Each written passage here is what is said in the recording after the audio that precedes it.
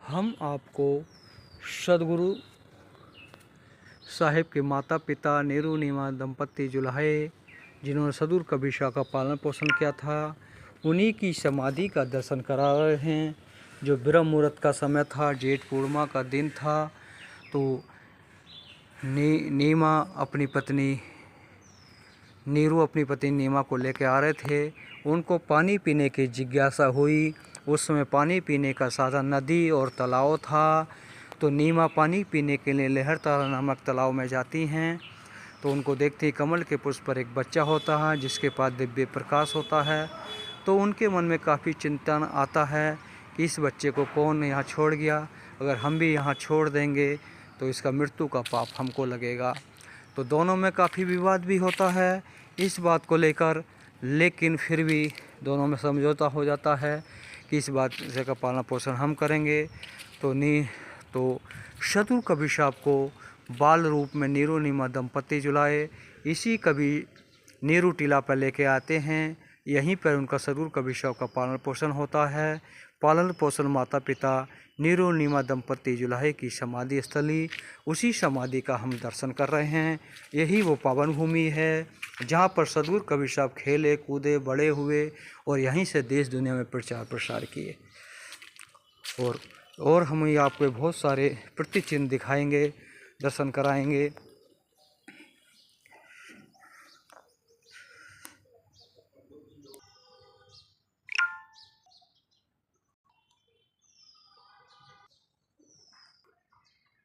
ये आप देख रहे हैं हाईटेक झोपड़ी है, जो सदगुरु कबीर साहब जिस झोपड़ी में रहते थे उसी के अनुसार ये बनाया गया है। प्रतीक में उनका बहुत सारी चीज़ें यहाँ रख दिए हैं प्रतीक रूप में। नीरू टीला, हम आपको बीजक मंदिर का दर्शन करा रहे हैं, जो सदगुरु कबीर साहब यहीं से देश दुनिया में प्रचार प्रसार करते थे और यहीं पर बैठकर लोगों को सत्संग सुनाते थे। उस समय इस जगह का नाम कबीर चबूतरा बोला जाता था। उसी पावन भूमि का हम आपको दर्शन करा रहे हैं। ये सदगुरु कबीर साहब का वही पावन भूमि है जहाँ पर सदगुरु कबीर साहब बैठकर लोगों को सत्संग सुनाते थे और उनकी वो हाथ की उपयोग की करी हुई चीज़ें बहुत सारी चीज़ें हैं।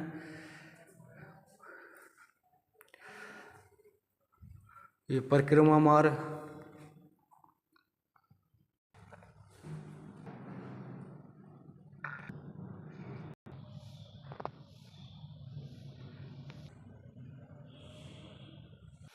अब ये कबीर चौरा मूल गद्दी के जो आचार्य साहब बैठे हैं, यही वो गद्दी है जहाँ पर सिद्ध संत लोग बैठते हैं। लेकिन इस समय थोड़ी गड़बड़ हो चुकी है। अब उन्हीं आचार्य परंपराओं के हम आपको दर्शन करा रहे हैं।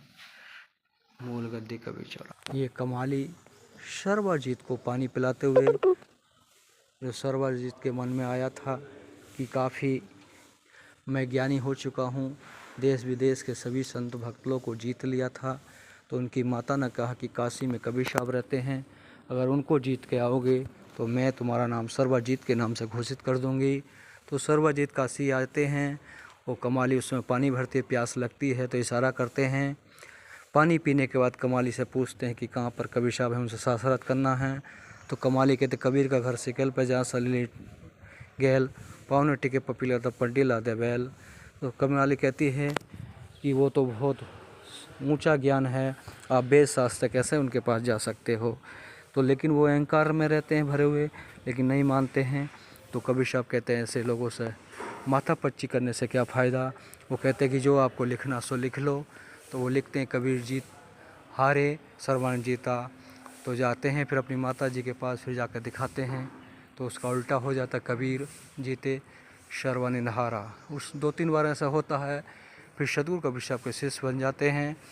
उसके बाद इनका नाम सुरती गोपाल रखा जाता है।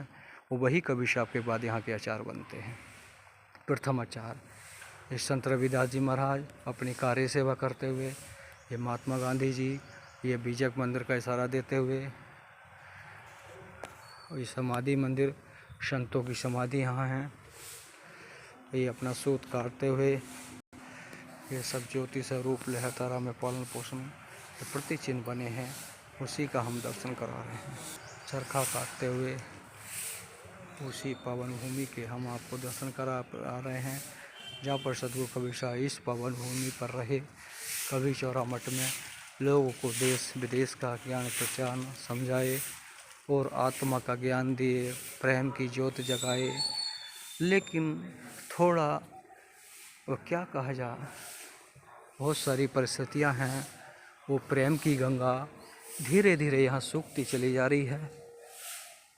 लोग जिस भावना से आते हैं, ये सद्गुरु कबीर साहब की समाधि स्थली जो मगहर में सद्गुरु कबीर साहब अंतर ध्यान हुए थे, वहाँ से फूल, कुछ अवशेष फूल लाकर यहाँ के राजा ने कबीर साहब की समाधि बनाया तथा इस पर मंदिर का निर्माण कराया। उसी समाधि का हम आपको दर्शन करा रहे हैं। समाधि परिसर के हम आपको दर्शन करा रहे हैं।